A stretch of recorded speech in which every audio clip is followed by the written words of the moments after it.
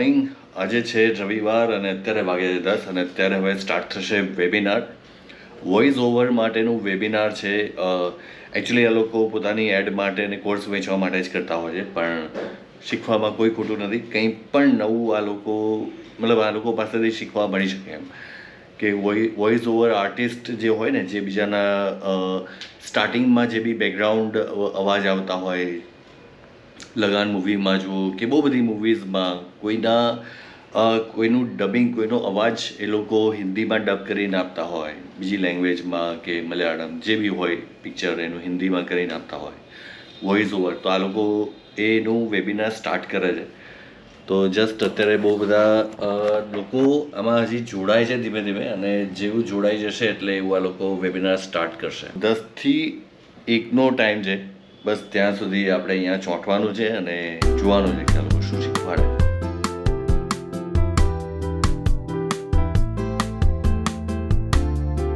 અને આ ભાઈ છે એ અલ્લુ અર્જુનના વોઇસ ઓવર કરે છે, જે બી હિન્દી ડબ હોય છે ને. તો એ અત્યારે વાગ્યો છે 1 અને આ સેમિનાર જસ્ટ પત્યું છે અને બહુ જ મસ્ત શીખવાડ્યું એમને. મતલબ બહુ બધી વોઇસ આર્ટિસ્ટ માટે શું જરૂરી છે અને બધું જ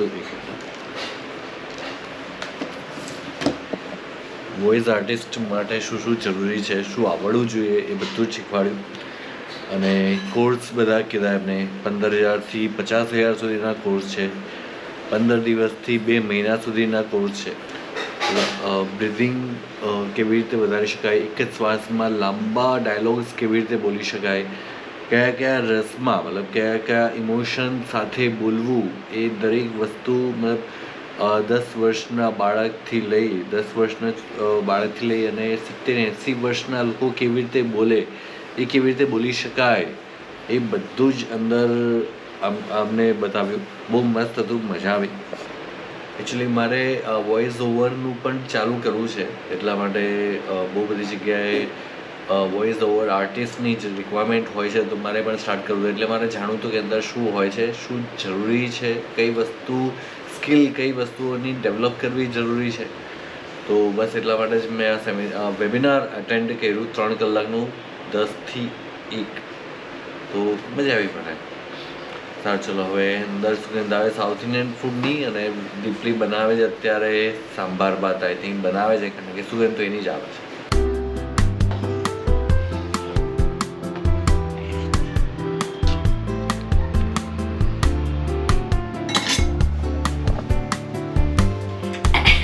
So a South Indian recipe by your South Indian wife.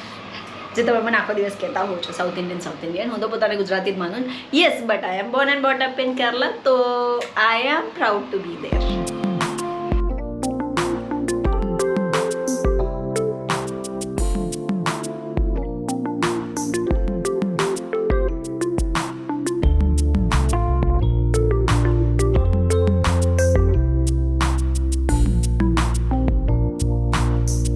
ભાઈ અત્યારે સાંજ જમ્યા પછી અત્યારે સીધા 7:15 થઈ ગયા છે, અને જમીને પછી અમને તો ખેંચ ચડ્યું ને ભાઈ તો સુઈ ગયા. સીધા 5:45 ઉઠ્યા બસ. અને વૃષ્ટિ બચારીને ભણવાનું હતું, પણ એની માએ સુવડાવી દીધી.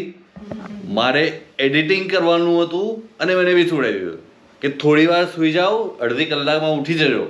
પછી તો અડધી કલાકના 3 કલાક થઈ ગયા. સાચી વાત છે કે કળિયુગ છે, સારું કોઈનું વિચારાય જ નહીં. 100%ની વાત કરી. હવે આને કળિયુગને કાંઈ લેવા દેવા નહીં, કાંઈ પણ. ખાસ તો ઉલટું મેં સારું વિચાર્યું કે માંડ એક દિવસ મળે છે આ છોકરીને. શનિવારે બી હવે તો ચાલુ હોય છે ને, તો માંડ એક દિવસ મળે છે તો આરામ કરે.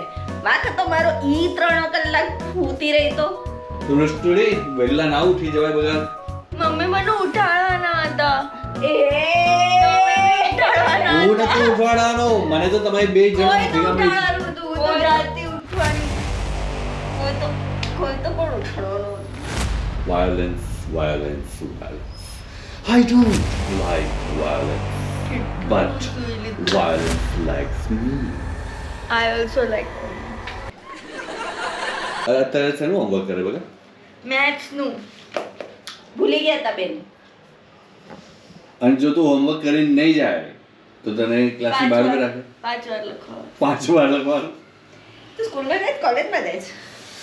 જે સમજવું હોય એ તમારે. મેં તો માની જ લીધું છે આમ તન મનથી કે યાર હું સ્કૂલે જ જાઉં છું, બીજી જ સ્કૂલ છે મારી કોલેજ, એટલે હવે મને કોઈ અફસોસ નથી કે હટ યાર. બરાબર. હાલો. અને બીજી એક બુક એવી કંઈક છે જે નહીં લઈ જાય તો ક્લાસની બહાર ઊભા રાખશે એટલે હા whatever. પણ વસ્તુ એ છે કે આ જબરું છે એમ કે હવે કોલેજમાં આવું બધું થાય છે સ્કૂલ જેવું.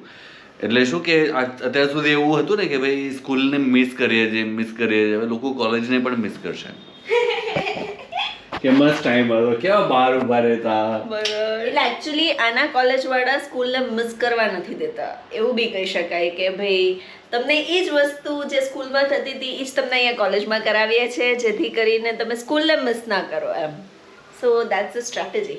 કારણ કે જો એ લોકોને કેવું છે કે ભાઈ ક્લાસમાં જે બી શીખવાડે ને લખાવે ને એ લોકોએ રફબુકમાં લખવાનું અને ઘરે આવીને પછી ફેરબુકમાં લખવાનું, નોટબુકમાં પ્રોપર એના એ સબ્જેક્ટના નોટબુકમાં લખવાનું. એટલે શું છે કે ઘરે આવીને પાછું રિવિઝન થાય. This is a strategy you C. તો સ્કૂલ મિસ નહીં જ થાય. વૃષ્ટિ તો એવું કહી જ નહીં શકે કે હું મારી સ્કૂલને મિસ કરું છું એમ. હા યાર, બસ એક વસ્તુ નથી કે સ્કૂલ યુનિફોર્મ નથી, બીજું બધું જ સેમ ટુ સેમ છે.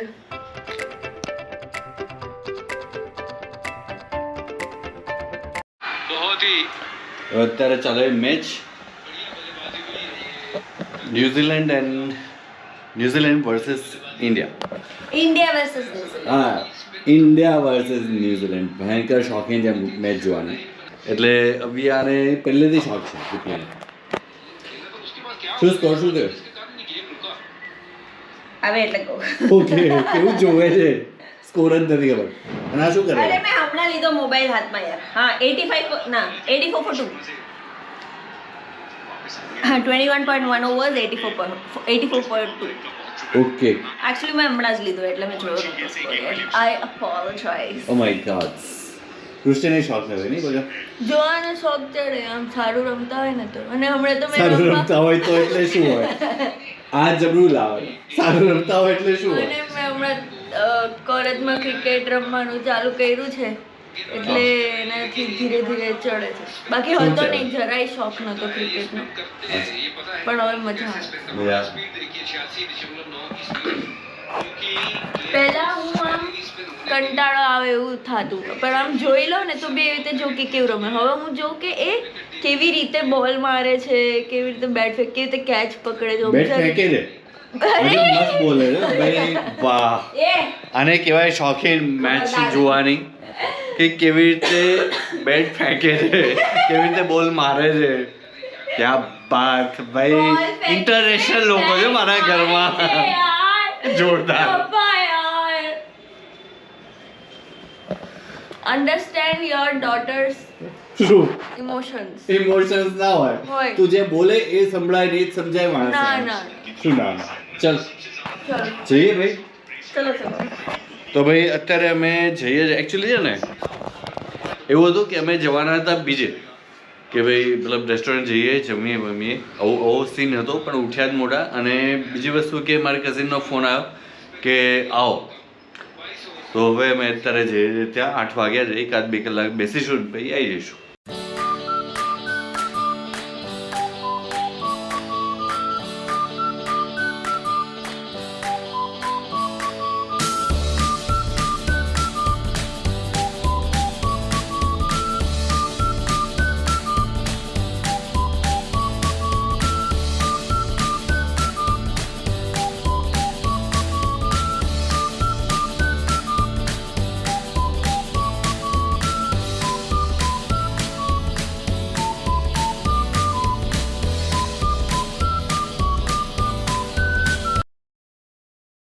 બસ અમે અહીંયા પહોંચી ગયા છે અને ઉપર જવાને બદલે મારા સાહેબ જો નાના બાળકની જેમ અહીંયા બેડમિન્ટન રમવાના ચાલુ કરી દીધું છે. જો આજો ઘરે આટલી વાર વાત થાય કે આપણે રમીએ રમીએ રમીએ પણ ના.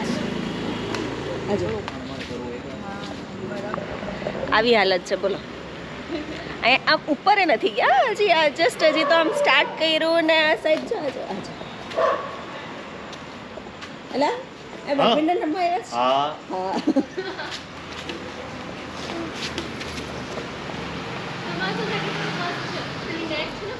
હે હા બોલો આઈ થિંક અહીંયાથી જ પાછા રિટર્ન એ લોકોને અહીંયા નીચે બોલાવી લઈએ કે ભાઈ અમે આવી ગયા છે, અમે થોડી વારથી અહીંયા જ છે, બેડમિન્ટન રમીએ છીએ, સો હવે અહીંયાથી જ આવજો કરીને અમે નીકળીએ છીએ.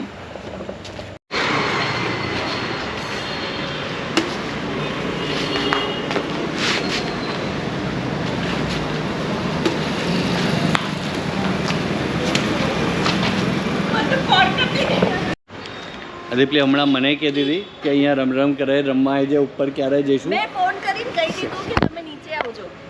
દીપલી ક્યારની મને કહેતી હતી કે ભાઈ તમે રમ કરો છો અને આપણે અહીંયા મળવા આવ્યા છે ને ત્યારે ઉપર પોતે જ રમ કરે છે. હા, કારણ કે મને ખબર હતી તમે બેટ છોડવાના નથી એટલે મેં ફોન તે પકડી લીધું. મેં ફોન કરીને કહી દીધું કે અમે નીચે જ છીએ.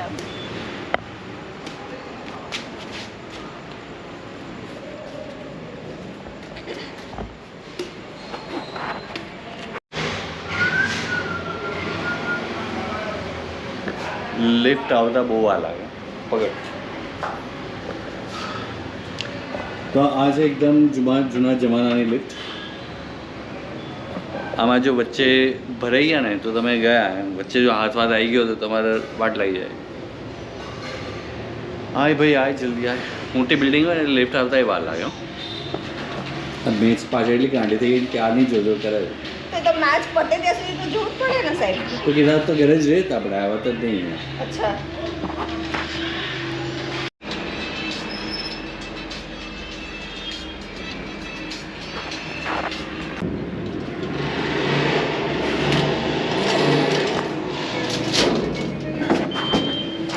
અટકી ગઈ છે. દમ જોઈએ દમ. ઓકે આજ તો એવું હતું ક્યાંય પણ જ્યાં સુધી બંધ ના કરીએ ને ત્યાં સુધી આપણે બોલ બોલ કરે, દરવાજા બંધ કરો, દરવાજા બંધ કરો. મજામાં જ્યાં સુધી તમે ખોલો નહીં ત્યાં સુધી અંદર આવીએ ને. શું કહો છો? આવો એ કે મજામાં, મેં કીધું તમે આવો તો વધારે મજામાં. તો અહીંયા રોકાવા જાય છે હવે. આવતા રહ્યો, અરે બધું ખાલી જ છે. શું પરેલલાલ મજામાં? મજા મજા મજા સરસ. મેચ જોવામાં બિઝી છે લા? હા મેચ જોવામાં બિઝી છે. શું છે તમે ઇંગ્લિશ મૂવી જોવો છો? નહીં એ મેચ જ આવે છે. અચ્છા મેચ આવે. મેં છોકરાઓ બે ટીચર રમવા મોકલી દીધા અને બંને માટે ઇંગ્લિશ મૂવી જોતા હો. એમ જ ના થાય ભાઈ, તમે અમે જોઈએ છીએ, તમે જો. ચલો ભાઈ 11:15 થયા અને હવે ઘર તરફ પ્રયાણ કરીએ છીએ અને સવારે વહેલું પણ ઉઠવાનું છે. એટલે સન્નાટો થઈ ગયો નહીં? બાકી અમદાવાદમાં તો 11 વાગે સન્નાટો થાય કેવું ખરાબ લાગે. અહીંયા લાગે છે, બહાર લાગે છે, બહાર નીકળતા હા નહીં હોય. બારે નહીં હોય સન્નાટો, રાઈટ. તો ચલો હવે ઘર તરફ. આવજો બાય. ચલો બાય બાય બાય. જય શ્રી કૃષ્ણ. આવતા અઠવાડિયે શ્રીનાથજી. પછી પાછા સાથે જશું. તો ભાઈ શ્રીનાથજી જવાના પ્લાન બની રહ્યા છે, જોઈએ હવે ક્યારે જઈએ છે. તો હવે ઘરે પહોંચી ગયા છે, રાતના 11:30 પોણા 12 જેવું થયું છે ને ઘરે પહોંચી ગયા છે. તો સાહેબ બસ જો ગાડી જસ્ટ પાર્ક હવે કરશે જગ્યાએ